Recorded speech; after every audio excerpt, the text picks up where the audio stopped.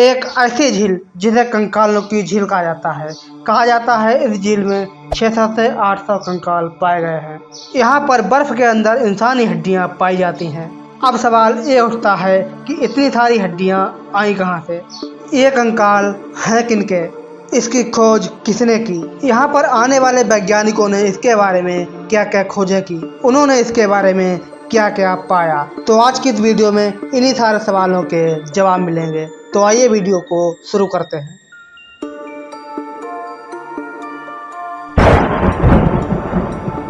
भारत में अनेक रहस्यमय जगह हैं, मंदिर हैं, स्थान हैं जो रहस्यों से परिपूर्ण हैं।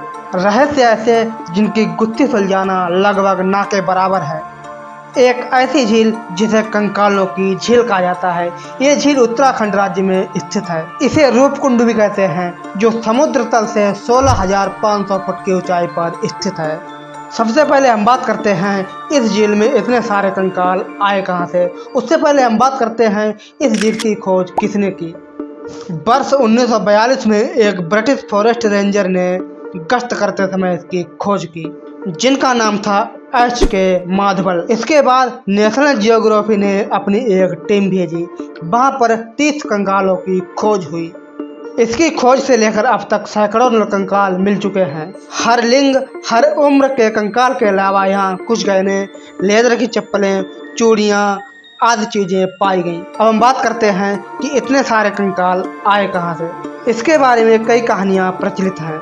कहा जाता है कि ये सभी कंकाल कश्मीर के राजा जोरावर सिंह और उनके सैनिकों के हैं। कहा जाता है कि 1841 में जब वे तिब्बत के युद्ध से वापस लौट रहे थे, तब हिमालय के क्षेत्र में रास्ता भटक गए। इसके बाद मौसम खराब हो गया। वहां फंसने और भारी ओलों की मार से वे अपनी जान गंवा बैठे। स्थानीय लोगों के अनुसार यह कहानी और प्रचलित है।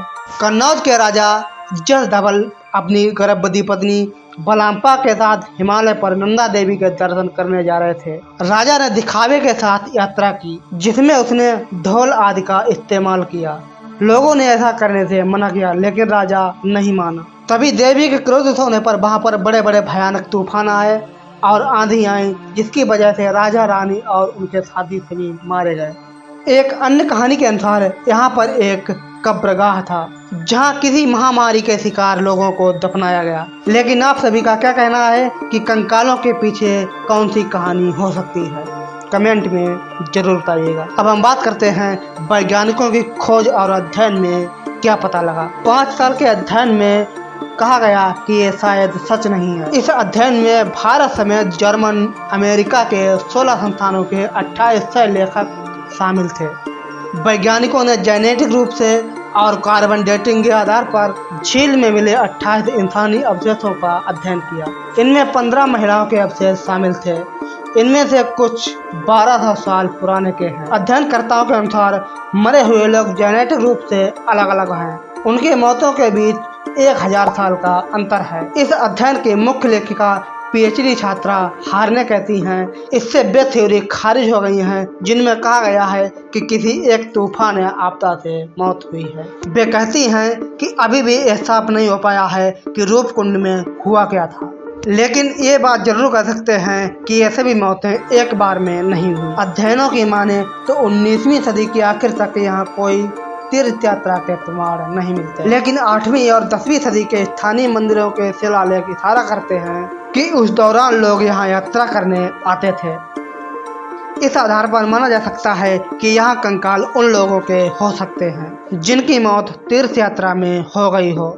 लेकिन हारने कहती हैं कि हम अभी भी इसका सवाल खोजने की कोशिश कर रहे हैं। तो मित्रों, आप सभी का इस कंकालों की झील के बारे में क्या कहना है? कमेंट में जरूर बताइएगा।